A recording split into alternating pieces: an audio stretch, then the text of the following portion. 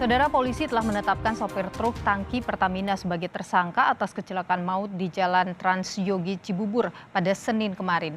Kini seluruh pihak terkait dituntut untuk melakukan evakuasi atas kecelakaan maut yang menewaskan 10 orang ini.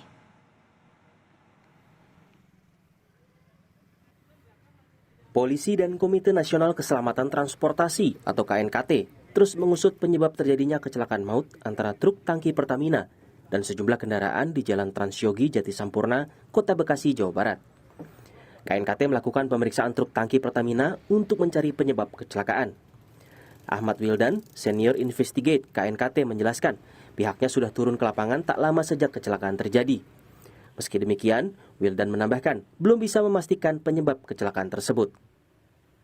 Kiblat kita adalah faktual dan saintifik. Jadi semua faktual tadi kita terima, kita tampung. Semakin banyak informasi dari berbagai instansi, dari masyarakat, dari media, kita tampung, kita uji secara sains. Kemudian kita bandingkan dengan temuan-temuan di kendaraan, di jalan, dan penjelasan pengemudi. Kita coret-coret yang nggak ada relevansinya, yang nggak terhubung. Nah, sampai ketemu satu kasus, satu faktor, di mana faktor itu kalau kita hilangkan, maka kecelakaan itu nggak pernah terjadi. Itulah yang saya sebut sebagai contributing factor.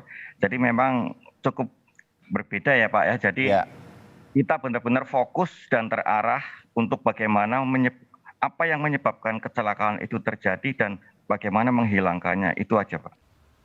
Sementara itu, anggota Komisi 7 DPR RI, Edi Suparno, mengatakan pihak Pertamina harus melakukan evaluasi terhadap pengemudi truk dan kendaraan yang beroperasi, dan evaluasi terhadap faktor lain, yakni penempatan lampu pengatur lalu lintas.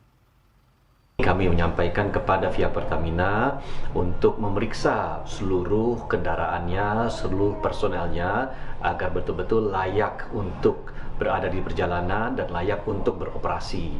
Dalam kesempatan ini juga kami menghimbau agar perempatan di mana lampu merah itu ditempatkan, itu bisa dievaluasi tempatnya. Karena lokasinya berada di sebuah turunan, sehingga itu amat membahayakan.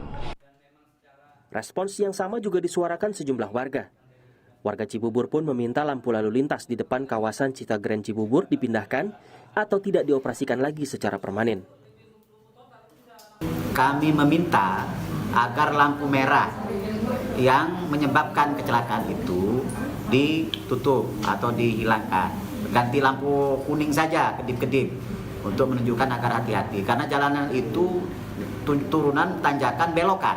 Tapi dikasih lampu merah yang kami duga, ini sekali lagi kami duga, hanya untuk kepentingan developer perumahan bernama CBD. Menanggapi tuntutan warga, polisi telah mematikan lampu pengatur lalu lintas di dekat lokasi kecelakaan. Hasil dari evaluasi yang dilakukan polisi, ruas jalan ini dinilai tak boleh ada hambatan apapun. Dengan situasi saat ini, lampu sudah kita matikan, dalam artian kita menggunakan lampu wasat, karena untuk sementara saat ini dari penilaian kami di lapangan memang ini untuk jalan tidak boleh ada hambatan karena ini turunan. Dan sementara juga U-turn sudah kami tutup dan kami akan usulkan untuk kita tutup secara permanen. Tapi akan kita diskusikan.